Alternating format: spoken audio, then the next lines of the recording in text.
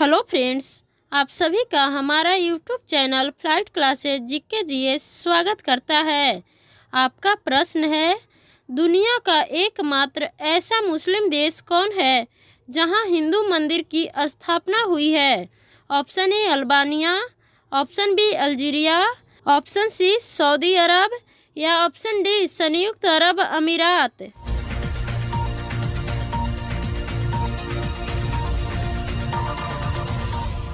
इसका सही जवाब है संयुक्त अरब अमीरात। अमीरात का यह हिंदू मंदिर भगवान श्री राम के अयोध्या मंदिर की ही तरह भव्य और दिव्य है। इसके प्राचीर पर भी अनेक देवी देवताओं की प्रतिमा उकेरी गई है और यहाँ मुख्य रूप से भगवान कृष्ण और देवी राधा की प्रतिमा स्थापित की गई है। लेकिन इसके अलावा पार्वती, शंकर, सीताराम, हनुमान, अयप्पा इत्यादि देवी देवताओं की भी प्रतिमा स्थापित की गई है। नेक्स्ट क्वेश्चन, किस देश में समाचार की छपाई कपड़ों पर की जाती है? Option A America, option B Netherlands, option C Spain या ऑप्शन डी संयुक्त अरब अमीरात।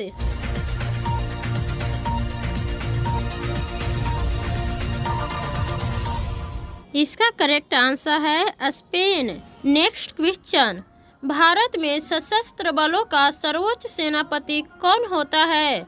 ऑप्शन ए राष्ट्रपति, ऑप्शन बी उपराष्ट्रपति, ऑप्शन सी प्रधानमंत्री या ऑप्शन डी रक्षा मंत्री।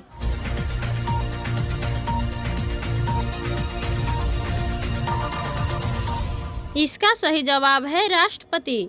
लेकिन राष्ट्रीय सुरक्षा के लिए कार्यकारी अधिकार और जिम्मेदारी प्रधानमंत्री और उनके चुने गए कैबिनेट मंत्रियों में निहित होती है। एंड फ्रेंड्स, क्या आप जानते हैं कि भारतीय सशस्त्र बल क्या है? अगर नहीं तो आइए जानते हैं।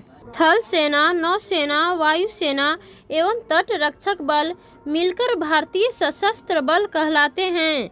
इन्हें भारतीय रक्षा बल भी कहा जाता है। और दोस्तों, नौसेना किसी भी देश की संगठित समुद्री सेना कहलाती है। नाउ नेक्स्ट क्वेश्चन, भारत का प्रथम नागरिक कौन होता है? ऑप्शन ए राष्ट्रपति, ऑप्शन बी प्रधानमंत्री, ऑप्शन सी गृह मंत्री या ऑप्शन डी रक्षा मंत्री।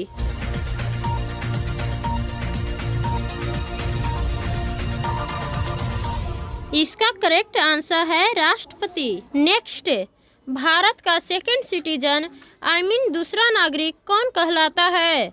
ऑप्शन ए राष्ट्रपति, ऑप्शन बी उपराष्ट्रपति, ऑप्शन सी प्रधानमंत्री या ऑप्शन डी गृह मंत्री।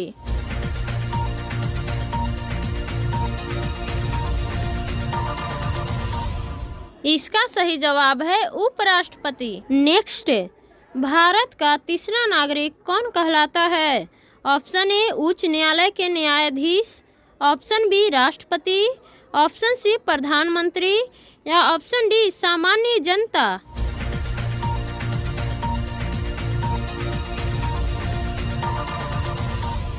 इसका सही जवाब है प्रधानमंत्री। नेक्स्ट क्वेश्चन, किस देश में दहेज लेने पर फांसी की सजा सुनाई जाती है? Option A Rome, option B Italy, option C Switzerland या ऑप्शन डी अमेरिका।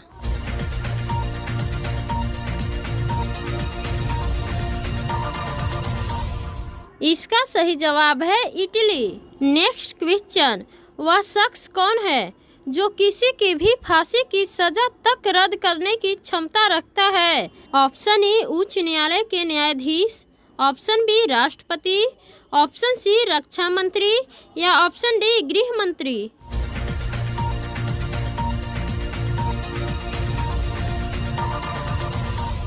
इसका सही जवाब है राष्ट्रपति। नेक्स्ट, हिंदी साहित्य का प्रथम उपन्यास कौन था?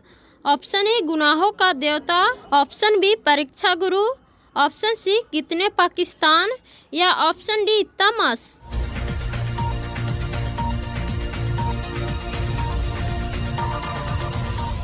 इसका सही जवाब है परीक्षा गुरु, जिसकी रचना भारतेंदु युग के प्रसिद्ध नाटककार लाला श्रीनिवास दास ने 25 नवंबर 1882 को की थी। एंड फ्रेंड्स, गुनाहों का देवता डॉक्टर धर्मवीर शास्त्री, कितने पाकिस्तान कमलेश्वर तथा तमस भीष्म साहनी की रचना है। नेक्स्ट क्वेश्चन, नोबेल पुरस्कार से सम्मानित प्रथम भारतीय महिला कौन थी? Option A Indira Gandhi, option B Sucheta Kripalani, option C Mother Teresa या ऑप्शन डी सावित्री बाई फुले।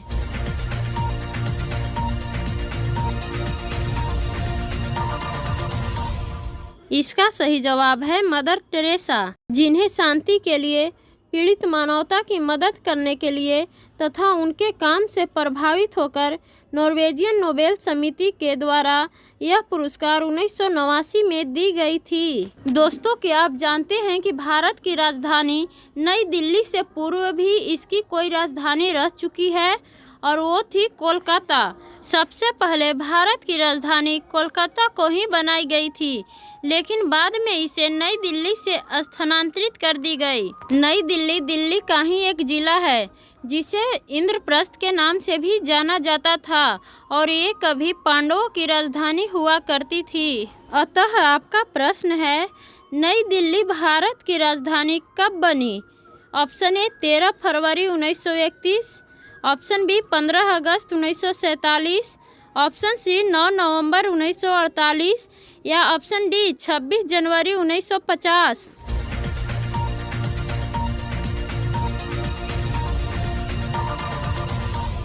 इसका सही जवाब है 13 फरवरी 1931, जिसकी उद्घाटन भारत के वायसराय लॉर्ड इरविन ने की थी, लेकिन इसकी नींव दिल्ली दरबार के दौरान ब्रिटिश सम्राट जॉर्ज पंचम ने 12 दिसंबर 1911 ईस्वी में ही रख दी थी।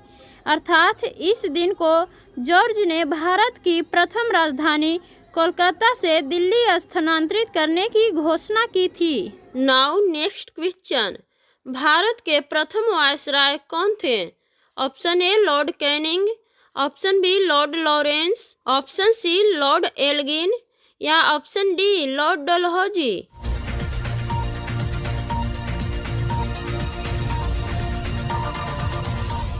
इसका सही जवाब है लॉर्ड कैनिंग, जबकि अंतिम वायसराय लॉर्ड माउंटबेटन थे। अब यहाँ एक प्रश्न उठता है कि वायसराय क्या है? क्या गवर्नर जनरल को ही वायसराय कही जाती थी? तो इसका सही जवाब है नहीं, ये दोनों दो पद थे। गवर्नर जनरल किसी विशेष क्षेत्र पर ही अधिकार किया करते थे और इन्हें ब्रिटिश सरकार द्वारा चयनित किया जाता था, जबकि वायसराय किसी देश के संपूर्ण भाग पर अधिकार किया करते थे और इन्हें डायरेक्ट ब्रिटिश क्राउन अर्थात अंग्रेजों के सम्राट या सम्राज्ञी के द्वारा चयन किया जाता था। नाउ नेक्स्ट क्वेश्चन, भारत के प्रथम महिला रेल ड्राइवर कौन थी? Option A Surekha Yadav, option B Ayesha Aziz, option C Sarla Thakral या ऑप्शन डी चुनौती शर्मा।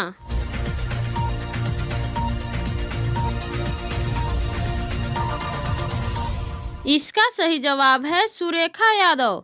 महाराष्ट्र के सतारा की रहने वाली सुरेखा यादव ने 1988 ईस्वी में भारत की ही नहीं बल्कि पूरे एशिया की भी पहली महिला रेल ड्राइवर बनी थी।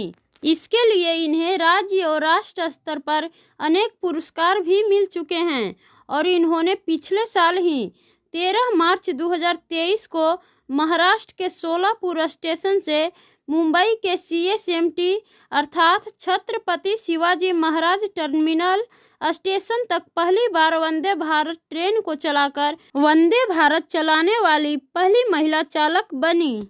Next question, Vande Bharat train चलाने वाले प्रथम पुरुष ड्राइवर कौन हैं?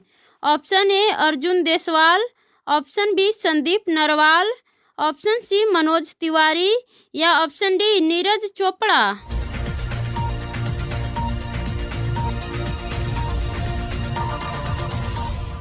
इसका सही जवाब है मनोज तिवारी।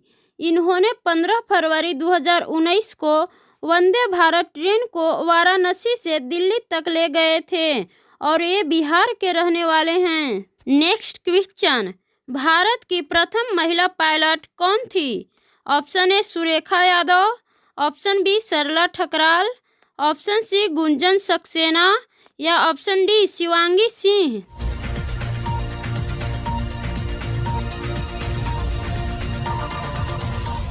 इसका सही जवाब है सरला ठकराल। 1936 में सरला ठकराल मात्र अपने 21 साल की उम्र में ही विमान उड़ाकर भारत का इतिहास रच दिया था, और वो भी साड़ी पहनकर। उन्होंने पूरी दुनिया में यह सिद्ध कर दिया था कि महिलाओं को आज़ादी और अपनों का साथ मिल जाए तो वह हर चुनौतियों को पार करते हुए आसमान की ऊंचाइयों को भी छू सकती हैं। अब तक केवल भारत में ही इसका एक नहीं बल्कि अनेकों उदाहरण दुनिया को मिल चुकी है, जैसे कल्पना चावला जो अंतरिक्ष में जाने वाली प्रथम महिला थी, बछेंद्री पाल जो कि माउंट एवरेस्ट पर चढ़ने वाली प्रथम महिला थी, सुरेखा यादव जो कि भारत की पहली महिला रेल ड्राइवर बनी, किरण बेदी जो कि भारत के प्रथम आईपीएस महिला बनी, प्रतिभा देवी सिंह पाटिल जो कि भारत की पहली महिला राष्ट्रपति बनी थी, और इतना ही नहीं, कश्मीर की आयशा अजीज जो कि साल 2011 में महज अपने 15 साल की उम्र में ही स्टूडेंट पायलट लाइसेंस हासिल कर लिया था। अनेक ऐसे उदाहरण हैं जो कि अपने आप में एक मिसाल कायम करती हैं। नाउ नेक्स्ट क्वेश्चन, भारत के किस राज्य की समुद्री तट रेखा सबसे लंबी है? Option A Gujarat, option B Maharashtra, option C Karnataka या ऑप्शन डी गोवा।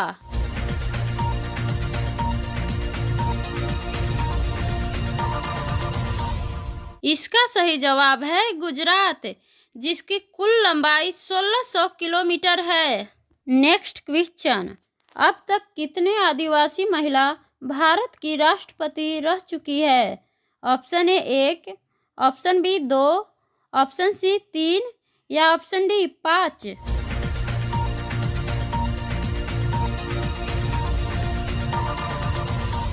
इसका सही जवाब है 1, जिनका नाम है द्रौपदी मुर्मू। इन्होंने भारत के 14वें राष्ट्रपति रामनाथ कोविंद के पश्चात 22 जुलाई 2022 को भारत के 15वें राष्ट्रपति के रूप में शपथ ग्रहण की थी। नेक्स्ट क्वेश्चन, भारत के प्रथम हिंदी अखबार कौन थी? Option A Amar Ujala, option B Panchjanya, option C Hindustan या ऑप्शन डी उदंत मार्तंड।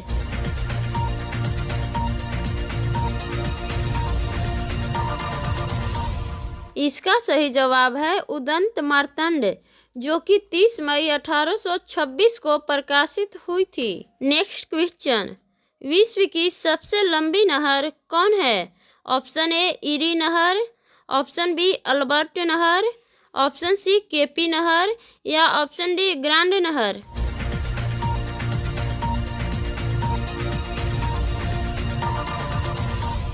इसका सही जवाब है ग्रांड नहर, जो कि चीन में स्थित है और इसकी कुल लंबाई 1776 किलोमीटर है। नेक्स्ट क्वेश्चन, मैग्नेटाइट में कितना परसेंट धातु का अंश होता है?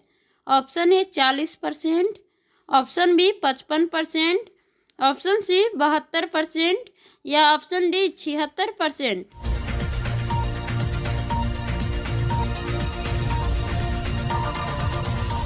इसका सही जवाब है 72% तथा शेष बचे 28% में अशुद्धियाँ उपस्थित होती है। मैग्नेटाइट में धातु का परसेंटेज कभी कभी घटता भी है, फॉर एग्जाम्पल 72, 71, 69 एक्सेट्रा। मैग्नेटाइट एक लौह अयस्क है और इसे काला अयस्क के नाम से भी जाना जाता है, क्योंकि यह गहरे भूरे रंग का कालिमा या कालापन लिए होता है। यह मुख्य रूप से भारत के तमिलनाडु, कर्नाटक, आंध्र प्रदेश, राजस्थान, गोवा और केरल राज्य में पाया जाता है। नेक्स्ट क्वेश्चन, ब्रह्मांड की सबसे कठोर धातु कौन है? Option A gallium, option B platinum, option C लोहा या ऑप्शन डी टंगस्टन।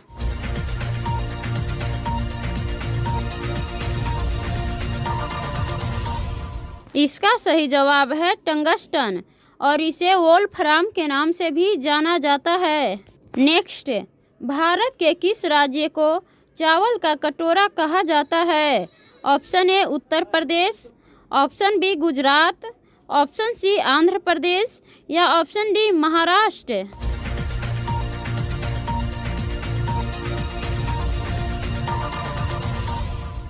इसका सही जवाब है आंध्र प्रदेश, क्योंकि यहाँ भारत के अन्य राज्यों की तुलना में सबसे अधिक चावल की खेती होती है और इसी राज्य से पूरे भारत में चावल की आपूर्ति की जाती है। नेक्स्ट क्वेश्चन, किस राज्य को धान का कटोरा कहा जाता है? Option A Andhra Pradesh, option B Chhattisgarh, option C Uttar Pradesh या ऑप्शन डी गुजरात।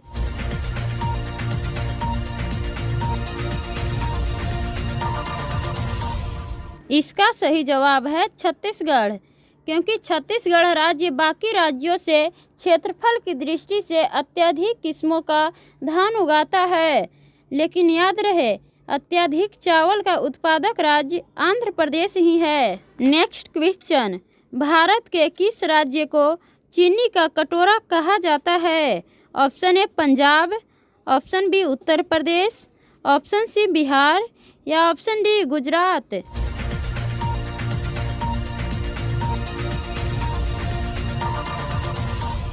इसका सही जवाब है उत्तर प्रदेश, क्योंकि यह सर्वाधिक गन्ना उत्पादक राज्य है। नेक्स्ट क्वेश्चन, किस गैस को मार्स गैस कहा जाता है? Option A methane, option B nitrous oxide, option C carbon monoxide या ऑप्शन डी फॉस्जीन कार्बोनिल।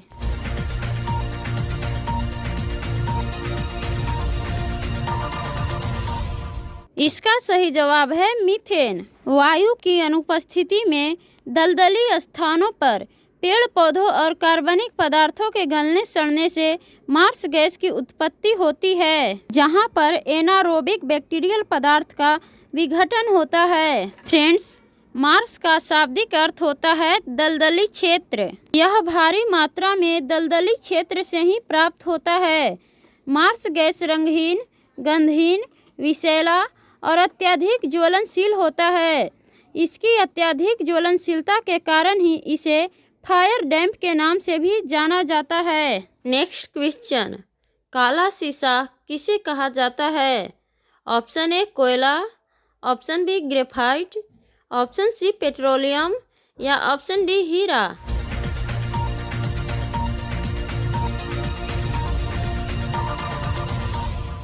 इसका सही जवाब है ग्रेफाइट।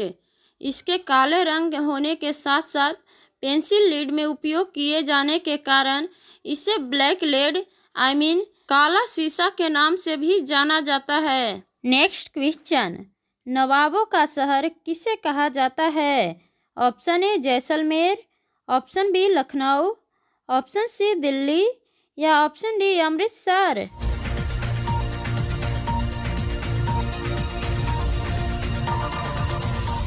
इसका सही जवाब है लखनऊ।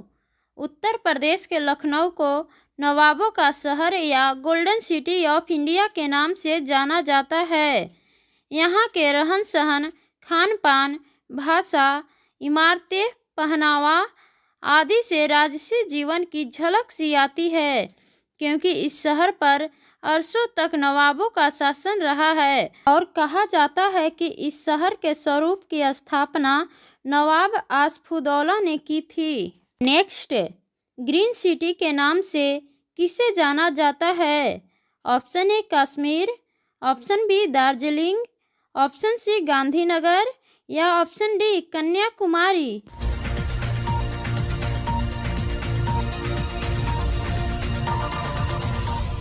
इसका सही जवाब है गांधीनगर। यहाँ की हरियाली और विभिन्न वर्गों के पेड़ पौधों को देखते हुए गुजरात के गांधीनगर को ग्रीन सिटी की उपाधि दी गई है। नेक्स्ट, हाईटेक सिटी के नाम से किसे जाना जाता है? Option A Jaisalmer, option B Lucknow, option C Delhi या ऑप्शन डी हैदराबाद।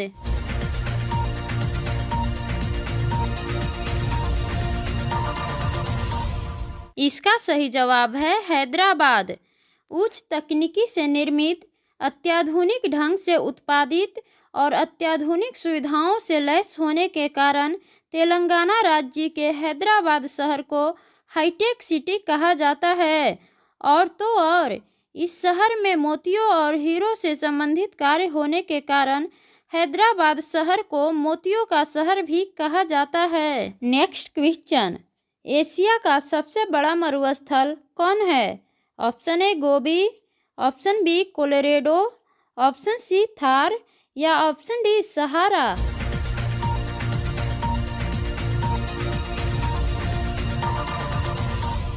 इसका सही जवाब है गोबी मरुस्थल।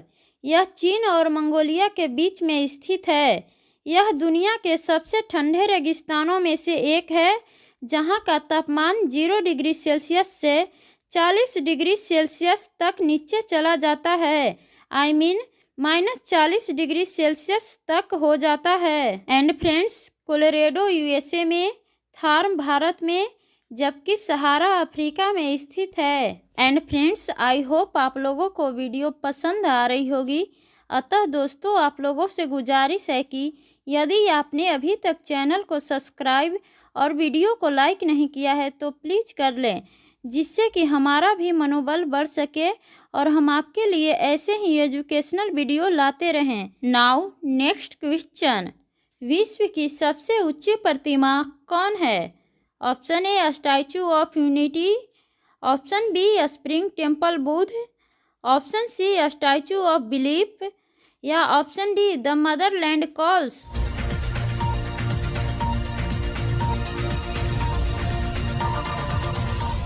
इसका सही जवाब है स्टैचू ऑफ यूनिटी। यह भारत के भूतपूर्व गृह मंत्री सरदार वल्लभ भाई पटेल की प्रतिमा है, जिसकी ऊंचाई 182 मीटर है और यह 2018 में गुजरात के केवड़िया शहर में नर्मदा नदी पर बनकर तैयार हुआ था। And friends, spring temple Buddha चीन में स्थित 128 मीटर ऊंची बुद्ध की प्रतिमा है तथा स्टैचू ऑफ बिलीफ भारत के राजस्थान में स्थित भगवान शिव की प्रतिमा है। जैसा कि नाम से ही स्पष्ट हो रहा है कि यह प्रतिमा भगवान शिव के प्रति विश्वास की प्रतिमा है। भगवान शिव के विश्वासमय स्वरूप की प्रतिमा है, जिसकी ऊंचाई 106 मीटर है और इसकी निर्माण कार्य पूर्ण 17 अगस्त 2019 को हो चुकी थी, लेकिन किसी कारणवश इसकी उद्घाटन 29 अगस्त 2022 को हुई थी। जबकि द मदरलैंड कॉल्स स्टेलिनग्राद, जिसे रूस के वोल्गा नदी पर स्थित होने के कारण अब वोल्गोग्राड कहा जाता है। इसी स्टेलिनग्राद शहर की लड़ाई के नायकों को श्रद्धांजलि और राष्ट्र की रक्षा के लिए मातृभूमि का आवाहन का प्रतीक है the motherland calls Pratima. Next question, लौह पुरुष के नाम से किसे जाना जाता है? Option A Vallabh Bhai Patel, option B Jayaprakash Narayan, option C Bhimrao Ambedkar या ऑप्शन डी मंगल पांडे।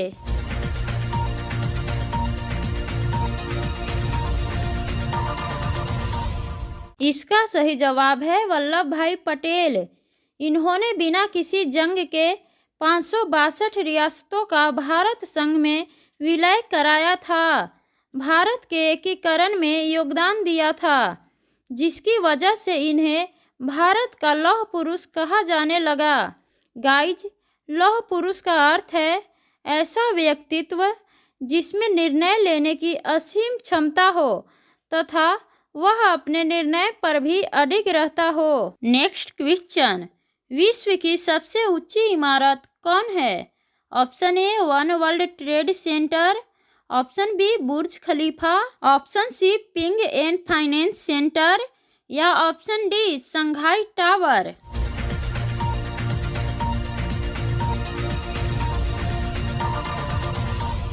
इसका सही जवाब है बुर्ज खलीफा, जिसकी ऊंचाई 828 मीटर है और यह 163 मंजिला है तथा यह संयुक्त अरब अमीरात की शहर दुबई में स्थित है। And friends, one World Trade centre की ऊंचाई 417 मीटर है और यह 94 मंजिला है जो कि न्यूयॉर्क में स्थित है, तथा Ping An Finance Center 599 meter ऊंचा है एवं यह 115 मंजिला इमारत है जो कि चीन में स्थित है। एंड फ्रेंड्स, शंघाई टावर भी चीन की ही इमारत है जिसकी ऊंचाई 632 मीटर है और यह 128 मंजिला है। नेक्स्ट क्वेश्चन, एलोरा की गुफाएं कहाँ स्थित है?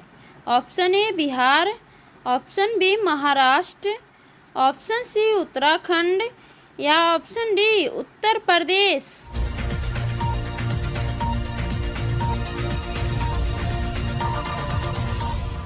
यह गुफा महाराष्ट्र के औरंगाबाद में स्थित है जिसका निर्माण राष्ट्रकूट वंश के शासकों द्वारा किया गया था।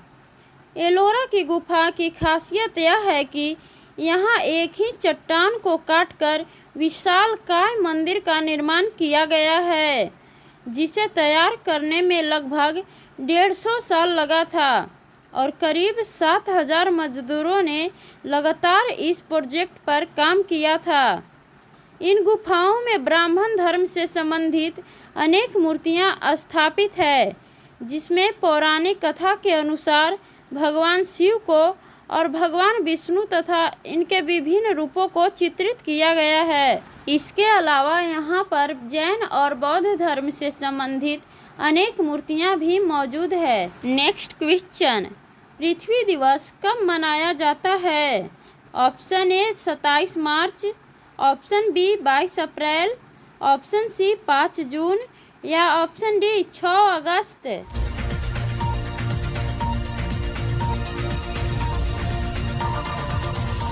इसका सही जवाब है 22 अप्रैल।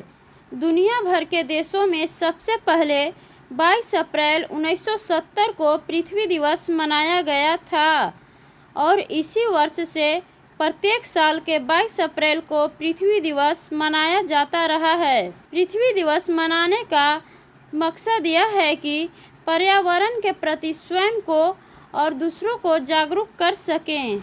नेक्स्ट क्वेश्चन, किस जीव का दिल और दिमाग दोनों ही नहीं होते हैं? ऑप्शन ए गधा, ऑप्शन बी हाथी, ऑप्शन सी बंदर या ऑप्शन डी जेलीफिश।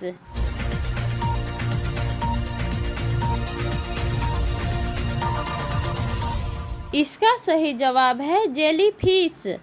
दोस्तों, यहाँ एक प्रश्न तो आप सभी के दिमाग में अवश्य ही आया होगा कि जब इनके पास दिमाग होता ही नहीं है तो ये अपने सारे काम कैसे करते हैं, जैसे कि क्या खाना है, क्या नहीं खाना है, किसे किस तरह से खाना है, कौन दुश्मन है, कौन मित्र है, किनसे इन्हें खतरा है और किनसे नहीं, इत्यादि। तो इसका एक ही जवाब है कि इनके पास 2 तंत्रिका तंत्र मौजूद होते हैं। एक बड़ी तंत्रिका जाल जिससे कि वो तैरने का काम किया करते हैं और दूसरा होता है छोटी तंत्रिका जाल जिससे कि वे भोजन और ऐंठन प्रतिक्रिया सहित अन्य सभी प्रकार के व्यवहारों को नियंत्रित करते हैं। Next question, land of thunderbolt के नाम से किसे जाना जाता है?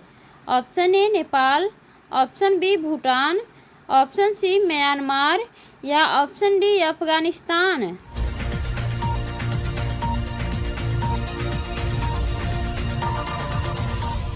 इसका सही जवाब है भूटान। हिमालय की घाटियों में गूंजने वाले हिंसक और बड़े झंझावातों अर्थात तूफानों के कारण ही भूटान को लैंड ऑफ थंडरबोल्ट की संज्ञा दी गई है या लैंड ऑफ थंडरबोल्ट कहा जाता है। नेक्स्ट, मिस यूनिवर्स का खिताब पाने वाली प्रथम भारतीय कौन है? ऑप्शन ए आर्मी कुशेला, option B Sushmita Sen, option C Lara Dutta या ऑप्शन डी ऐश्वर्या राय।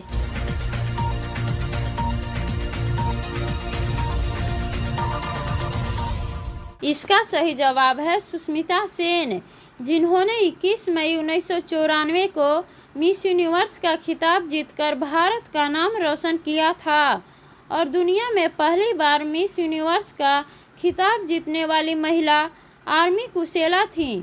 जो कि फिनलैंड की नागरिक थी। एंड फ्रेंड्स, इसी साल 19 नवंबर 1994 को ऐश्वर्या राय ने भी मिस वर्ल्ड का खिताब जीतकर भारत की दूसरी मिस वर्ल्ड बनी थी, जबकि लारा दत्ता भारत के दूसरी मिस यूनिवर्स हैं। नेक्स्ट क्वेश्चन, अमेरिका में दूध को जीवाणु मुक्त करने तथा गठिया रोगों को ठीक करने में किसका उपयोग किया जाता है? ऑप्शन ए तरंगों का, ऑप्शन बी मेडिसिनों का, ऑप्शन सी जड़ी बूटियों का, या ऑप्शन डी इनमें से कोई नहीं।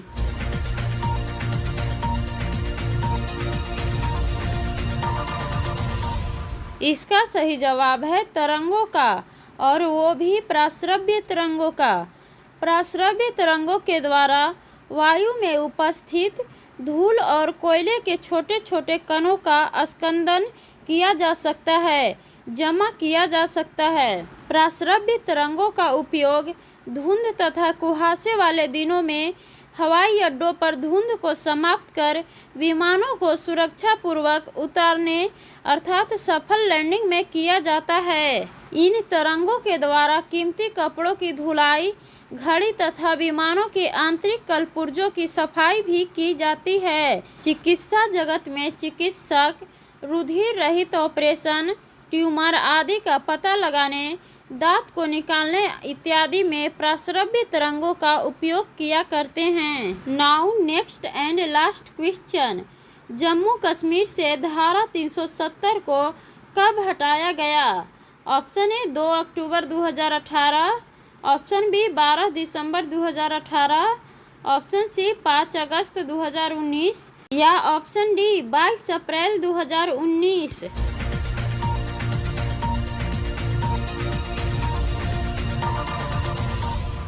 इसका सही जवाब है 5 अगस्त 2019। जम्मू कश्मीर में धारा 370 के उपस्थिति के कारण ही इस राज्य को बहुत से ऐसे अधिकार प्राप्त हो चुके थे जो इसे बाकी राज्यों की तुलना में भिन्न करती थी, अलग करती थी। फॉर एग्जाम्पल, इस राज्य में सुप्रीम कोर्ट की भी आदेश सामान्य थी। इस राज्य के कोई भी व्यक्ति यदि राष्ट्रीय प्रतीकों जैसे राष्ट्रीय ध्वज, राष्ट्रीय पशु पक्षी, राष्ट्रीय स्तंभ, राष्ट्रीय गीत, राष्ट्रीय गान इत्यादि का अपमान भी करता है तो वह दंड का पात्र नहीं होगा। इस राज्य के पास 2 प्रकार के झंडे मौजूद होते थे, एक भारत का और दूसरा स्वयं जम्मू कश्मीर का। आर्टिकल 370 के कारण अदर स्टेट के कोई भी व्यक्ति जम्मू कश्मीर के किसी भी संपत्ति को नहीं खरीद सकता था, न ही वहाँ की सरकारी जॉब को कर सकता था, न ही वहाँ वोट कर सकता था और न ही चुनाव में खड़ा हो सकता था। ये सभी अधिकार केवल और केवल वहाँ के मूल निवासी को ही प्राप्त था। धारा 370 के कारण ही केंद्र राज्य पर आर्थिक आपातकाल जैसा कोई भी कानून नहीं लगा सकता था। अर्थात भारत में कभी भी वित्तीय संकट आता है और यदि भारत सरकार आर्थिक आपातकाल की घोषणा करते हैं तो इसका प्रभाव किसी भी प्रकार से जम्मू कश्मीर पर नहीं होगा। धारा 370 के प्रभाव के कारण ही जम्मू कश्मीर पर जम्मू कश्मीर का ही संविधान लागू था, न कि भारत का। यहाँ के लोगों के पास दोहरी नागरिकता मौजूद होती थी, एक भारत का और दूसरा स्वयं जम्मू कश्मीर का। इस एक्ट का प्रावधान ऐसा था कि यहाँ की लड़की यदि किसी अदर स्टेट के लड़के से शादी करती थी तो उस लड़की की जम्मू कश्मीर की नागरिकता को खत्म कर दिया जाता था।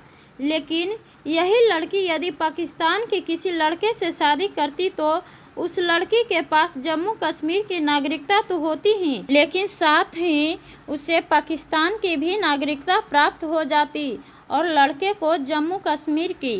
धारा 370 के कारण बाकी राज्यों की तुलना में जम्मू कश्मीर की सभी नियम सीधा अपोजिट हुआ करती थी, जो कि हमने आपको पहले ही बता दिया है। गाइज, मेरे ख्याल से तो जम्मू कश्मीर से आर्टिकल 370 को माननीय प्रधानमंत्री श्री नरेंद्र मोदी ने हटाकर बहुत अच्छा काम किए हैं। बाकी राज्यों के साथ वर्षों से जो भेदभाव होता आ रहा था उसे समाप्त कर देश के हित में बहुत बड़ा काम किए हैं। मुझे तो उनका निर्णय उचित लगा। लेकिन दोस्तों, आप कमेंट के द्वारा अवश्य बताइए कि धारा 370 को रद्द करना उचित था अथवा नहीं। और वीडियो में अंत तक बने रहने के लिए आप सभी को थैंक यू सो मच।